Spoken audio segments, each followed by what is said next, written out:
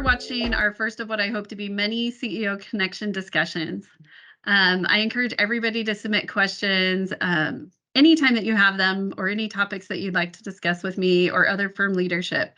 Our goal with this CEO Connection is to be able to have just open discussion and dialogue about what's on the mind of our team members.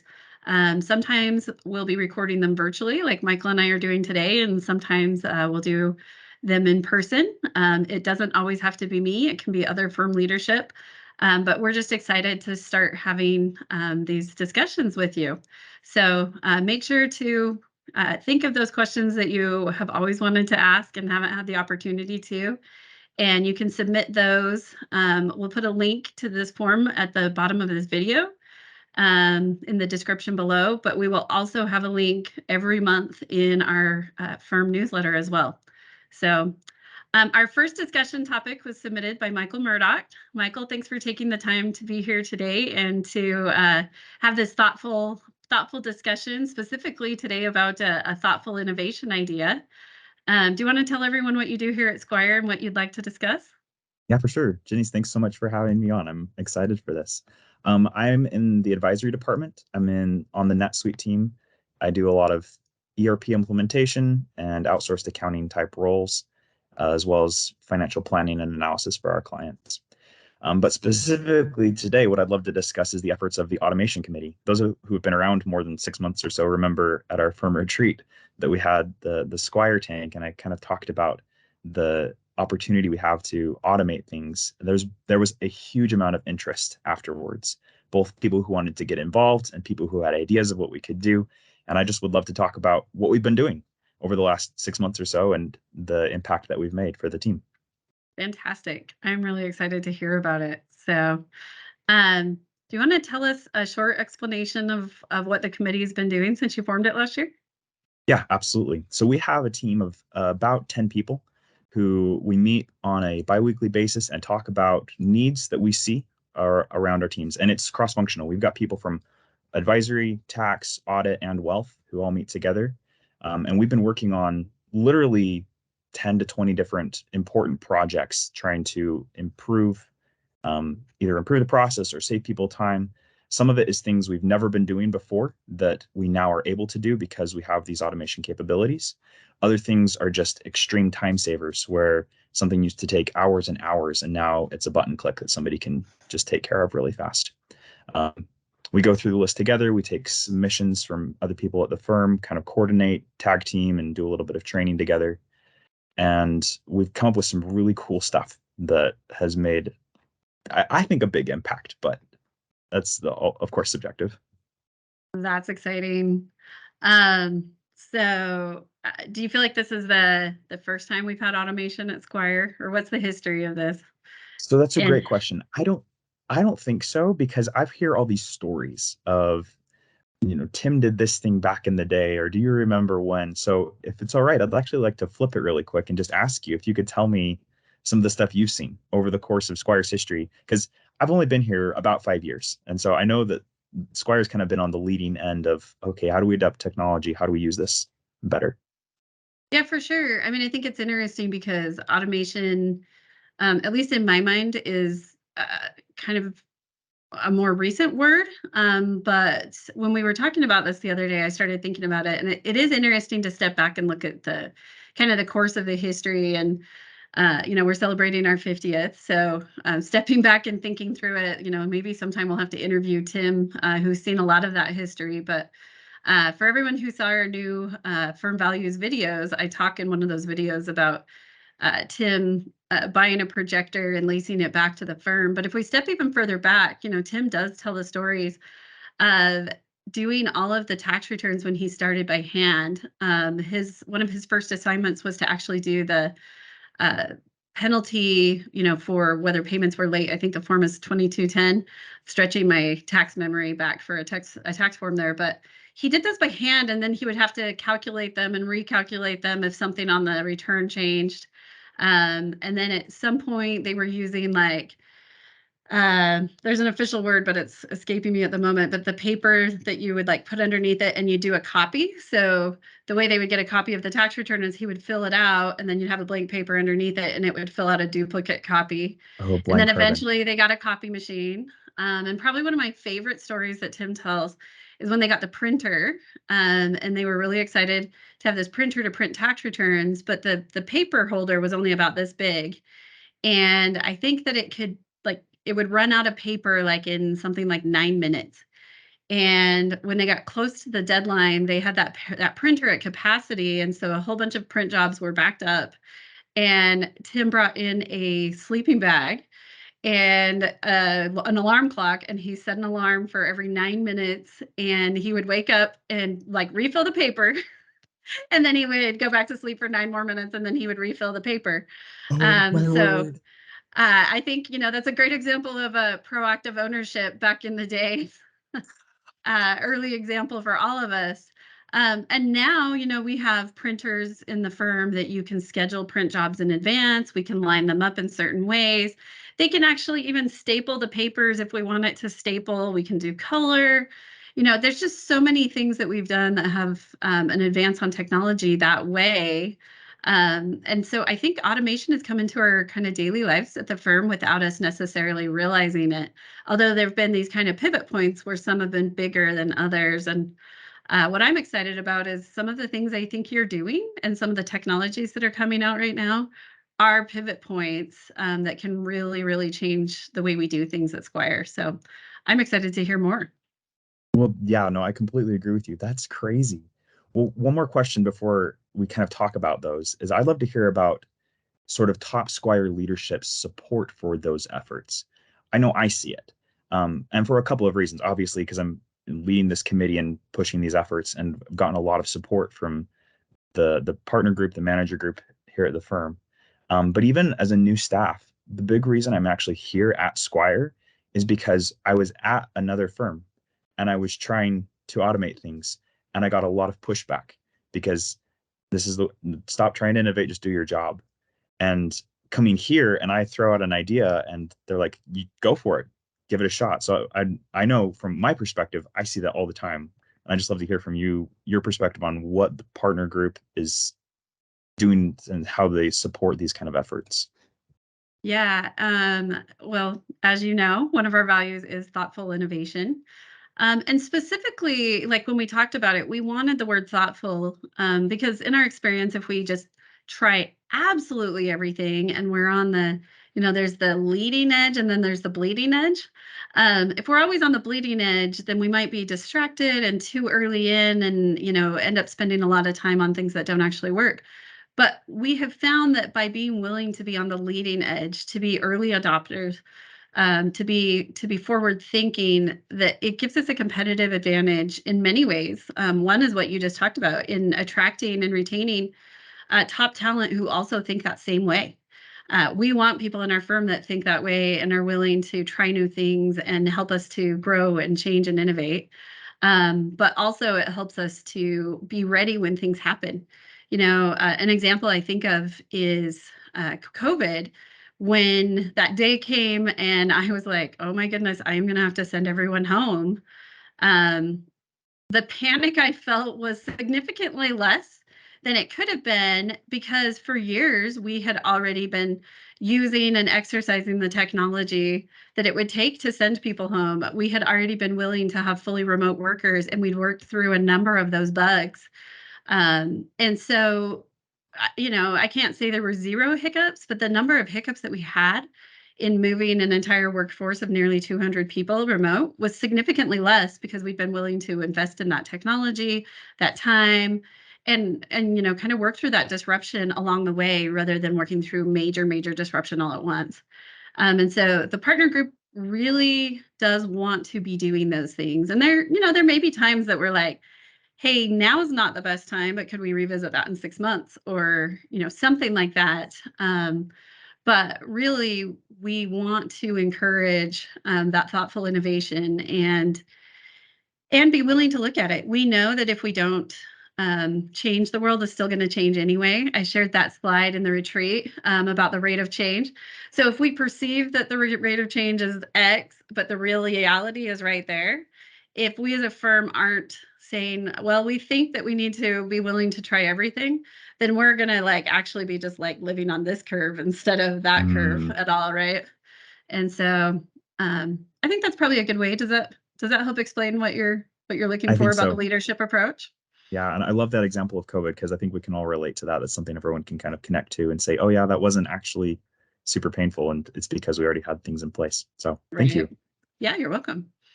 Well, I'd love to jump in and just show you and kind Yeah, of I'd show love you to and everyone see at the some of the firm. things you've been working on. So there's sort of different categories of stuff we're working on. Some things affect everybody at the firm. Some things just sort of affect individuals or small teams, but they have a really big impact. And some things are really small, but they just kind of they make a difference. And so I just kind of want to show you a little bit of those examples and what they've done. So the first one is that everybody's aware of is the timesheets.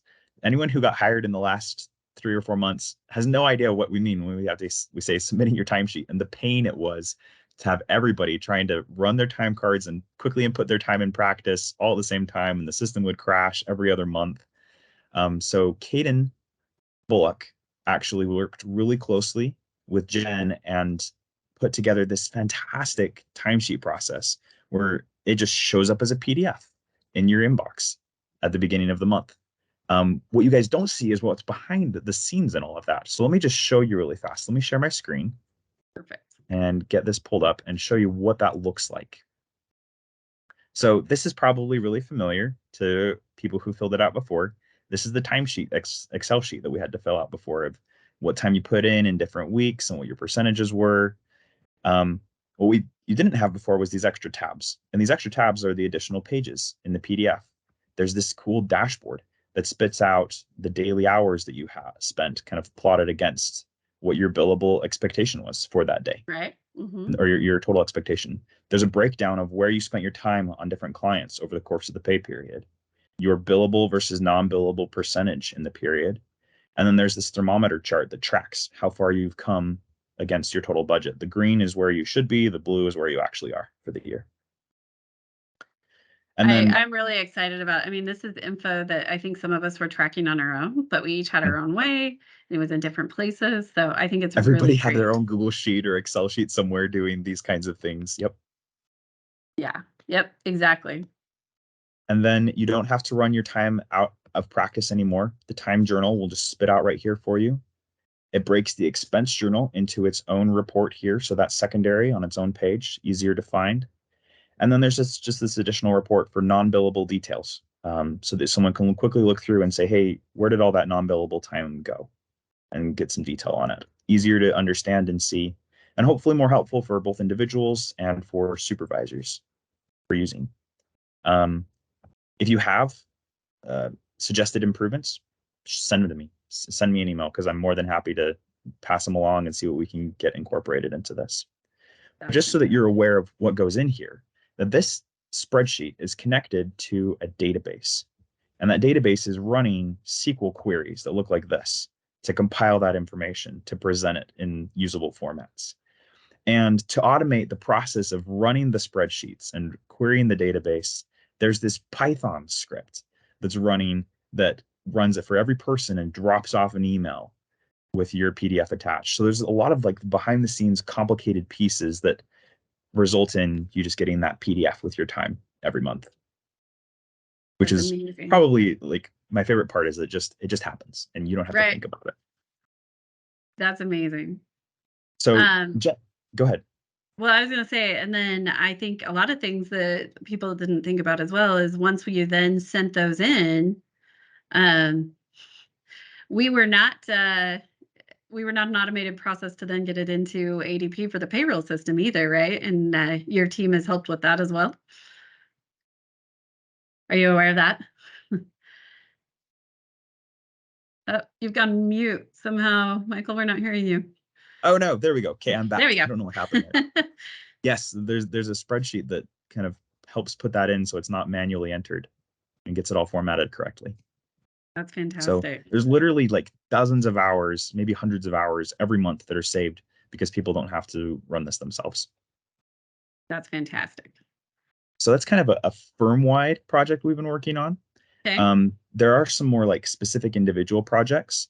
Everyone went through the process of submitting a budget for the year, and you have that budget spreadsheet that Kaden again worked on with Jen to make it so that it could get information presented for you. But the problem is, once it exists, our practice database is a little bit antiquated, and there isn't a way to easily upload that information.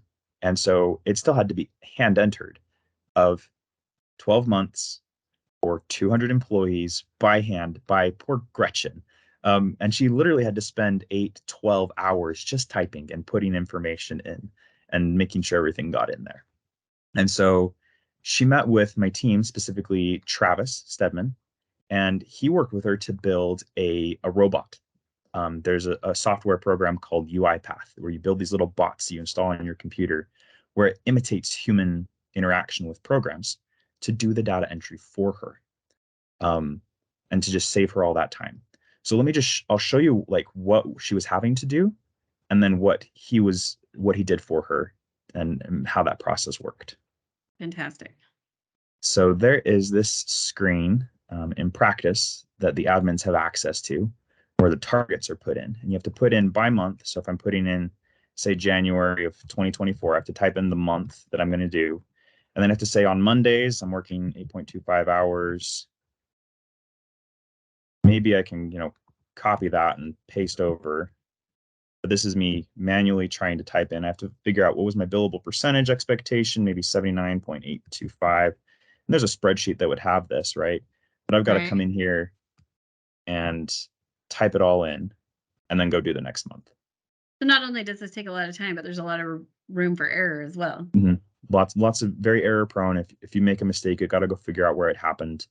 And so instead of doing this, I'm going to cancel out of that and go back into edit mode here.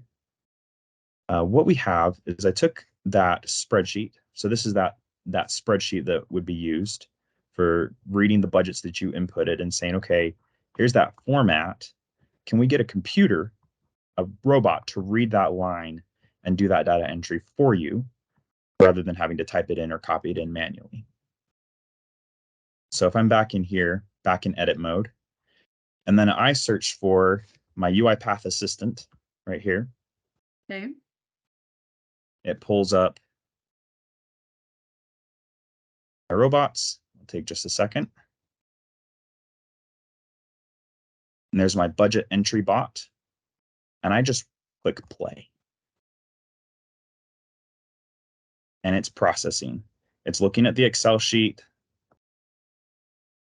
Then it's going to read all the data out of that table. It takes just a couple seconds to get it. And now it's typing. And it's putting all that data in on my behalf without me doing anything besides that one button click.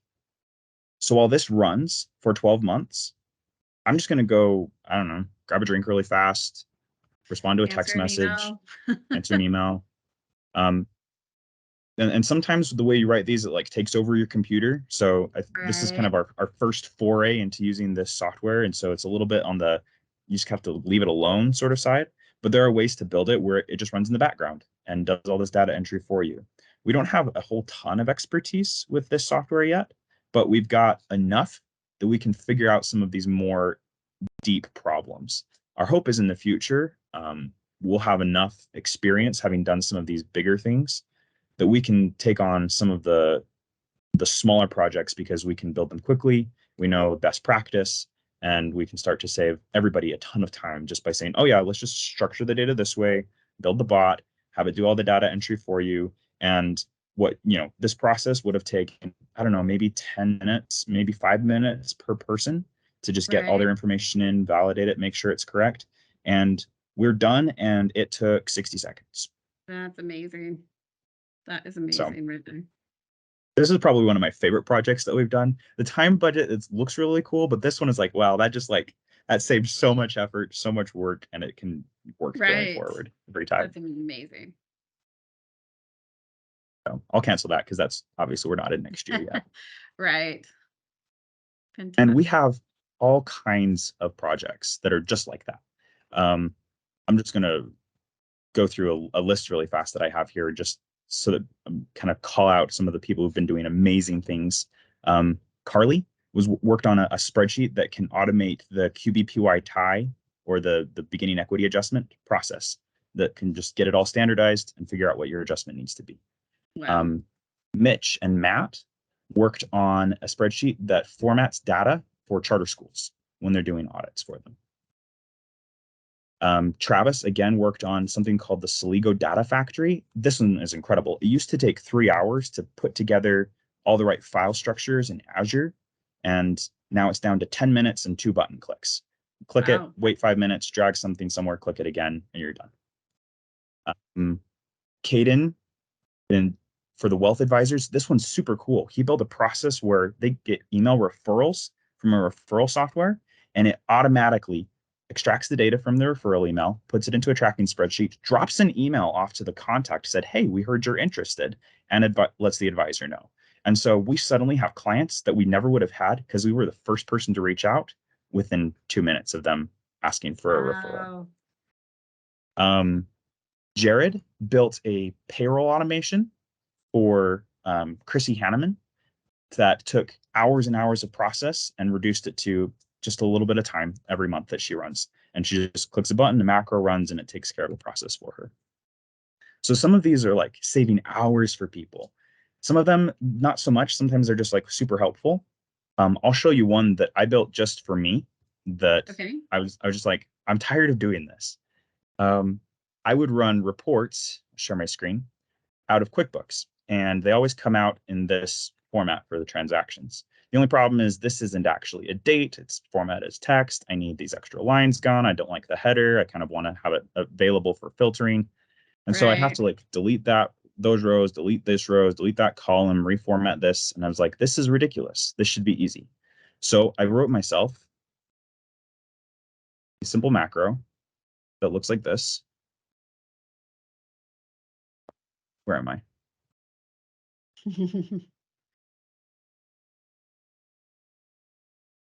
I'm going to close that and reopen because it should be in there.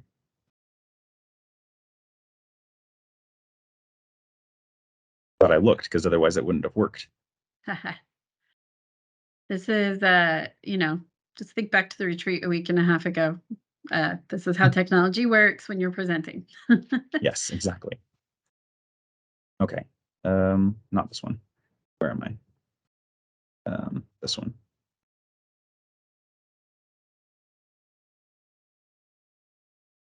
Here. So let's see if I got it here now. There we go.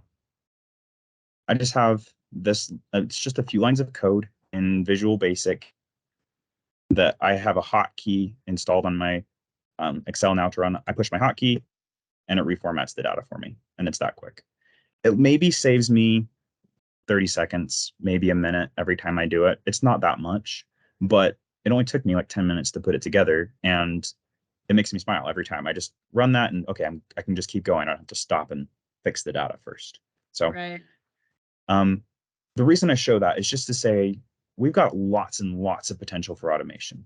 We have tons of projects that can be done, that are in process. We've got things that people are working on right now with other people trying to get processes automated, save time. And if you got an idea, let us know. Like sometimes it can be saving, like I said, hours, and it can affect lots of people. Maybe it's just one person, and maybe it's just something small. We'll let you know. There have been processes where we talked to the person and said, it's not worth it to automate that, but let's help you just streamline what you do and turn it into 10 seconds instead of 5 minutes. If you just go through these 10 clicks really quick. So what's the best, if I have an idea or I'm really excited about this and I want to do it with you, how do you recommend that somebody reach out to submit an idea or talk to you about getting involved? Yeah, really good question. There are 2 ways to reach out. And it's either email me because I'm in charge of the committee and we'll get it streamlined, or in the description on the video, we're going to have a link to an online form where you can submit a request for an automation or a suggestion, an idea. And you can just go in there and click through and say, yes, this is an idea that I have. Here's the process. Here's about how long it takes me. And then we'll get you assigned with the right person from our team who has the right skills and help you build that out.